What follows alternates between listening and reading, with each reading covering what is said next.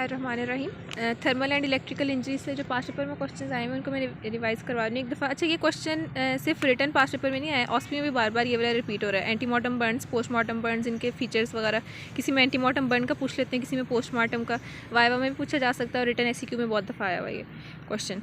इसमें डिफरेंस क्या होगा? सबसे पहले फीचर्स हैं एंटीमॉर्टम बर्न और पोस्टमार्टम बर्न। एंटीमॉर्टम बर्न का मतलब है कि किसी इंसान के को मरने से पहले वो जला है, लाइक उसमें कोई उसकी बॉडी में बर्न प्रोड्यूस हुए हैं वो उसकी, या फिर ये कह लें कि जलने की वजह से डेथ हुई है। जलने की वजह से डेथ हो भी सकती है, इमीडिएट भी हो सकती है, लेटर ऑन भी हो सकती है, या फिर सिंपल एंटीमॉर्टम कोई भी चीज़ के मरने से पहले का फिनोमेना है। और पोस्टमार्टम मरने के बाद, मतलब किसी इंसान के मरने के बाद उसकी बॉडी को जलाया गया। और ये क्या था कि एंटीमॉर्टम बर्न है, वो खुद वो जल के मर गया, या फिर उसकी बॉडी में पहले मरने से पहले बर्न्स प्रोड्यूस हुए। इसके फीचर्स क्या होंगे? सबसे पहले लाइन ऑफ रेडनेस या वाइटल रिएक्शन। वाइटल रिएक्शन का मतलब है कि उधर इन्फ्लेमेशन होनी है, और जो भी बर्न के केस में हमारी बॉडी ने एक नेचुरल रिस्पांस प्रोड्यूस करना था, तो उसको हम कहते हैं वाइटल रिएक्शन। तो लाइन ऑफ रेडनेस या वाइटल रिएक्शन एंटीमॉर्टम बर्न में होगा, पोस्टमार्टम बर्न में ऐसा नहीं होता। पोस्टमार्टम बर्न में ये लाइन ऑफ रिएक्शन एब्सेंट होता है।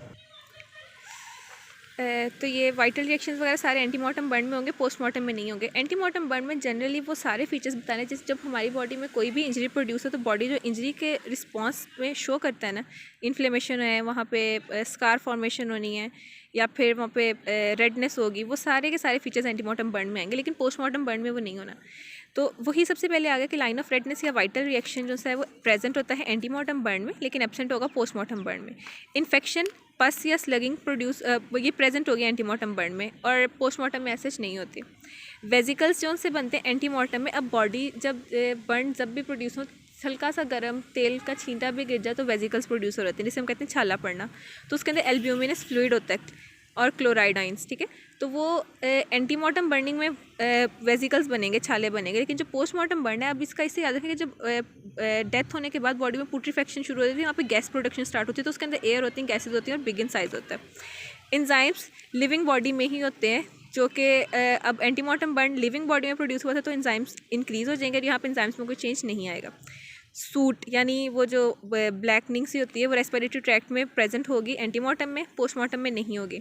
एरियोला इन्फ्लेम्ड होगा, किसमें? एंटीमॉर्टम बर्न में, और पोस्टमार्टम बर्न में इन्फ्लेमेशन ऑफ एरियोला एब्सेंट होगी। और स्कार फॉर्मेशन, फिर मैंने बताया लिविंग टिश्यू का फीचर है स्कार फॉर्मेशन, तो ये एंटीमॉर्टम में होगा, पोस्टमार्टम में नहीं होगा। बेस ऑफ वेजिकल, जो वेजिकल्स बने हैं उनकी बेस पे इन्फ्लेमेशन होनी है, और रेड एरिया, ये भी लिविंग बॉडी का फीचर है। Inflammation, scar formation, vital reaction, ये सारा कुछ लिविंग बॉडी में होना है, तो ये इसमें होगा, इसमें नहीं होगा। कार्बोक्सी हीमोग्लोबिन एंटीमॉर्टम में होती है, पोस्टमार्टम में कार्बोक्सी हीमोग्लोबिन नहीं होती।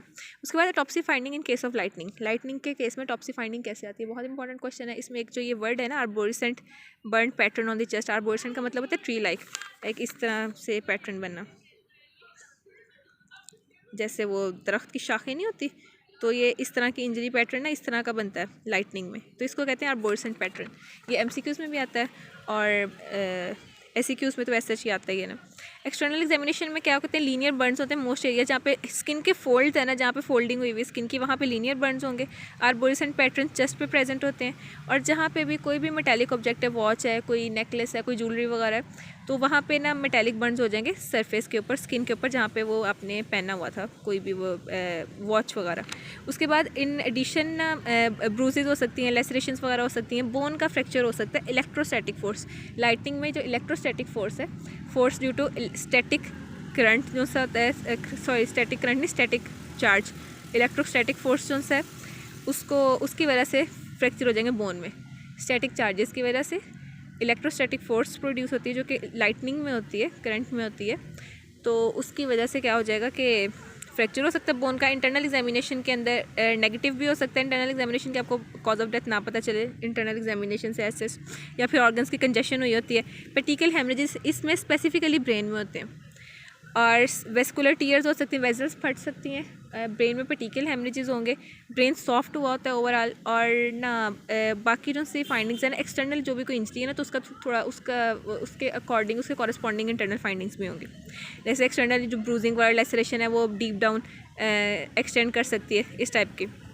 उसके बाद इलेक्ट्रोकॉशन किसको कहते हैं? किसी भी पर्सन की जो डेथ होती है ना इलेक्ट्रिक करंट की वजह से, तो उसकी करंट लगने से डेथ हुई, तो उस फिनोमिना को हम कहते हैं इलेक्ट्रोकॉशन। डिफरेंट लिगेंड्स जो इलेक्ट्रोकॉशन में प्रोड्यूस होते हैं, तो ये 3 टाइप्स ऑफ लिगेंड्स हैं। एक कॉन्टैक्ट बर्न्स हैं, स्पार्क बर्न्स हैं, और फ्लैश बर्न्स।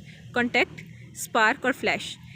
अब उन्होंने पूछा कि इफ़ेक्ट क्या आते हैं इलेक्ट्रोकॉशन के वेरियस पाथवेज में। तो स्किन्स और मसल्स में ओवरऑल कन्वर्जेंस प्रोड्यूस होंगी, लोअर नर्व सेंटर से तो मेल्स के अंदर इजैकुलेशन होगी, उसके बाद हार्ट में वेंट्रिकुलर फिब्रिलेशन होगी, और रेस्पिरेटरी सेंटर में रेस्पिरेटरी पैरालिसिस होगी। ये सारे करंट लगने से या इलेक्ट्रोकॉशन से जो इफेक्ट्स होते हैं वो इजैकुलेशन है, रेस्पिरेटरी पैरालिसिस है, कन्वर्जन फिब्रिलेशन। कन्वर्जन को आप ब्रेन से भी रिलेट कर सकते हैं कि वो कंट्रोल तो ओवरऑल ब्रेन ही कर रहे थे, और मसल्स की बॉडी में कन्वर्जन हो रही है तो वो मसल्स और उसमें स्किन इन्वॉल्व हो जाएगी। उसके बाद से नेक्स्ट जो लास्ट क्वेश्चन आया हुआ ना वो है आर्सिंग फिनोमिना। सॉरी इधर मैंने स्पेलिंग गलत लिख दी है, आर्सिंग, एच नहीं आना। आर्सिंग फिनोमिना क्या होता है कि सपोज़ ये एक इलेक्ट्रिक वायर है, इलेक्ट्रिक वायर का ना ये सारा सराउंडिंग एरिया, इसके सराउंडिंग में ना तकरीबन ये वाला एक एरिया इतना, इसको सर्कल में ड्रॉ करने से, हमने ये फिज़िक्स में करंट्स नहीं पढ़ते होते थे हम, इलेक्ट्रिक करंट्स, उसके area around the electric wire में ये वायर आ गई, ये area around the electric wire. अब इलेक्ट्रिक वायर के ना इर्द गिर्द किसी भी एक ना एरिया होता है जिसके अंदर ना एज सच ये वायर तो यहीं पे है, लेकिन इस एरिया में भी करंट फ्लो कर रहा होता है। इस एरिया के इन कॉन्टेक्ट भी कोई पर्सन आ जाए ना तो उसको भी करंट लगेगा। इस सारे जो फिनोमिना है ना इसको हम कहते हैं फिर मैं आर्चिंग लिख रही हूँ, आर्सिंग फिनोमिना। ठीक है, कि उस एरिया में इलेक्ट्रिक वायर के इर्द गिर्द कोई चीज़ आती है और उसको भी करंट लग जाता है। अभी उसने इलेक्ट्रिक वायर से उसका एज सच कॉन्टैक्ट नहीं हुआ तो उसको हम कहते हैं arcing phenomena. In high voltage wires, there is an area of passage of electric current around the wire. In these wires, no physical contact is necessary for burns to occur. Just coming into that arcing distance is enough to produce a leak, and this phenomena is called as arcing phenomena. कि उस wire को contact करने की ज़रूरत ही नहीं पड़ती। आप एक जो पर्सन है ना, ये एक लड़का है और उसका ना ये जो फुट है ये इसके आर्सिंग जगह पे उस जगह पे आ गया। वैसे तो फुट कैसे आना है, लाइक वायर ऊपर होती है, we should draw it like that.